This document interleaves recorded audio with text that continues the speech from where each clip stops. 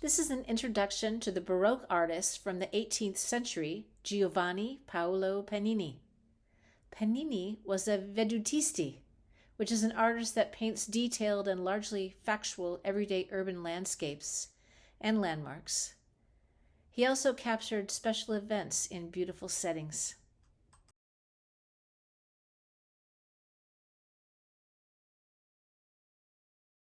Wow, this is such a gorgeous piece. It's so full of life and energy. It's like you're stepping right into the theater. It's full of life.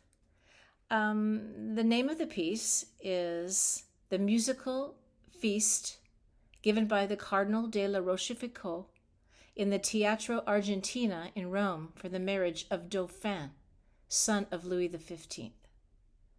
It was painted in 1747, and Dauphin translates to dolphin in French, which was his name. And also they say a musical feast, but the French word is fête, which actually means a celebration. And it depicts an actual celebration, an event that actually happened.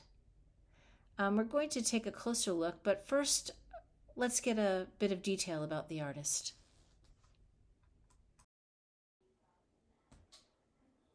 Artist Giovanni Paolo Panini was born in 1691 in Piacenza, which is in northern Italy.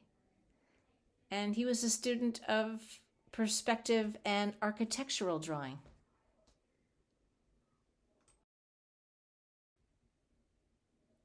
Panini moved to Rome when he was 26 years old, and he attended the drawing academy of Benedetto Luti for a year. And then he started to work mostly as a fresco decorator for villas and palaces of the Roman aristocracy.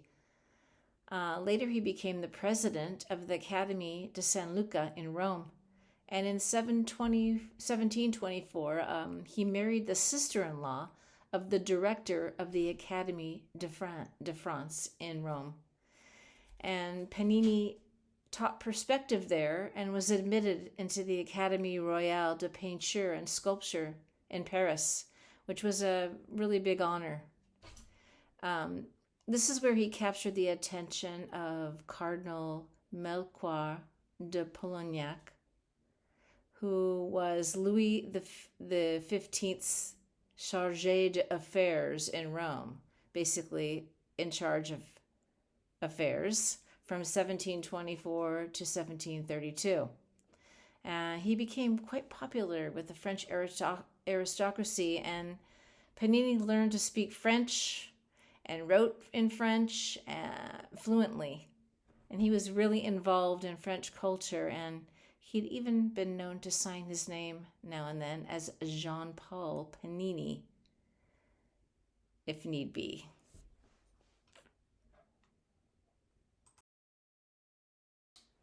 Here are some examples of Panini's work, and they are all beautiful. And he became known for his veduta, or view paintings, and that's why he was called a vedutisti. Here are some of the vedutisti that inspired Panini.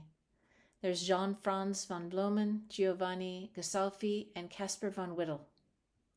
You can see the influence here. It's evident. Here's the painting once again in its entirety before we take a closer look. It was commissioned by the Cardinal Rochefoucauld, a French ambassador, and it depicts an actual event, which was the marriage of Dauphin, the son of Louis XV, to Marie Joseph of Saxony. The cardinal requested that most of his household and other members of his family actually be portrayed in the picture, which they are. There's an incredible amount of detail in this piece, and from far it looks so realistic.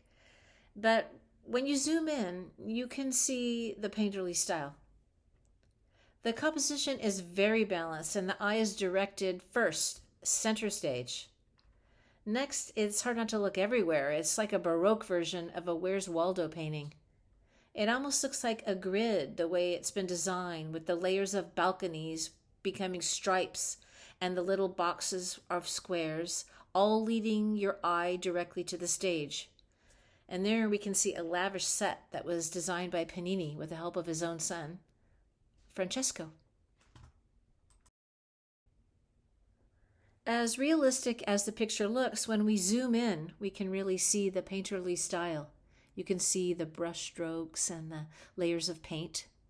And you can see the bold colors of the Baroque period, the red, the blue, the gold, which are beautiful. And if you look in the center, you can see the two dolphins, which were painted there for Dauphin, which means dolphin in French, the son of Louis XV.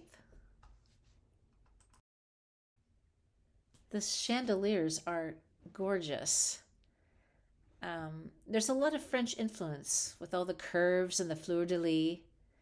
And most of the painting, besides the gold, resembles the French flag, with the blue, white, and red being the main colors in the painting. Taking a closer look at the floor of the painting, it's noticeable that there are only men seated on the floor level of the theater, because women were not allowed to take these seats and had to sit on the upper levels only. The artist has taken advantage here. You can see a chiaroscuro, where he's contrasted the dark colors in the foreground, and then they sort of lighten up as the attention is pulled towards the cardinals, who are sitting with their red caps in the front row. We can see men socializing and drinking here. So I'm sure there must have been some business and political deals going on. This was a big event with a lot of important people and aristocracy invited. Here's a closer look at the balconies, where we can see the women and men seated on the upper levels. And the candelabras are a really nice touch here. So much detail. Here's a closer look at the stage with the actors and musicians. And there appears to be a woman on the stage, but in those times, women were not allowed to perform in plays. So it could be that because this was a private event, she was allowed to perform, or it is likely that that is a man or a boy dressed as a woman, because that's what they did. And they all seem to be floating in clouds because Panini was involved in the set design with his son. And this is what they came up with, which is beautiful. Above the stage, we can see a picture of a man riding a chariot, which is thought to symbolize the strength of France. While zooming in, I noticed a picture of a dog on the floor of the theater looking up at his master. When researching this piece, some surprising information came to light.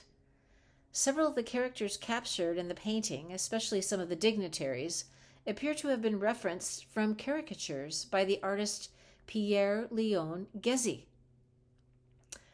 There's speculation that maybe Panini's painting was commissioned to be finished quickly, so in depicting some of the more renowned guests at the party, Panini referenced some of Ghezzi's caricatures.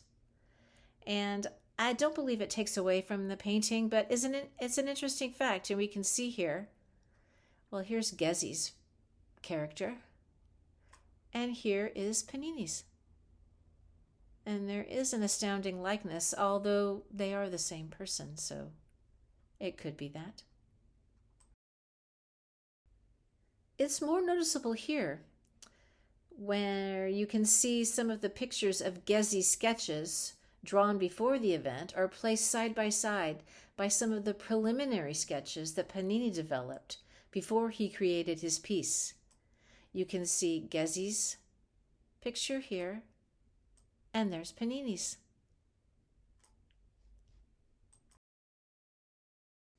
Taking a look at the whole painting for the last slide, you can really get a sense of the beauty, detail, and the grandeur of this fantastic piece of art by Giovanni Paolo Panini. The artist died at the age of 74, and he created some great pieces of art that captured the soul of Rome in his lifetime, and with quite a French flair. Thank you for your time. I hope you enjoyed the presentation.